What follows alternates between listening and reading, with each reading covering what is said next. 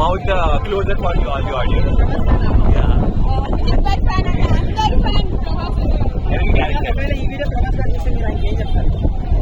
చాలా మంచి మూవీస్ చేస్తున్నారు. కంగ్రాట్స్. ఇలాగే చేస్తున్నాడు. అసలు తగ్గదు.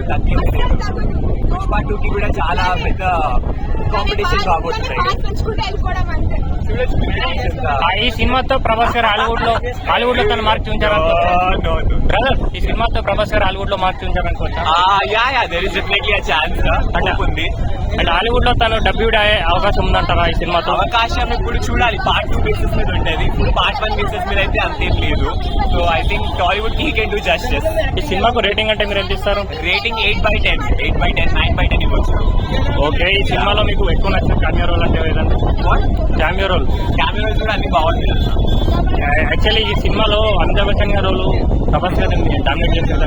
డెఫినెట్ గా అసలు అమితాబ్ బచ్చన్ రోల్ ని ఎవరు కాంకర్ చేయలేరు అనమాట. సో ఆయన అశ్వథామ క్యారెక్టర్ ఏదైతే ప్లే చేశారో అది చాలా important.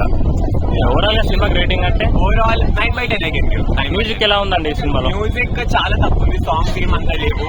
But we can see part 2. Actually ఏమంటున్నారంటే 3 hours కదా మూవీ, కొంచెం లెంతీగా ఉంది. పార్ట్ 1 కంపారిటివ్ గా కొంచెం లాగ్ ఉండే. But part 2 is definitely interesting.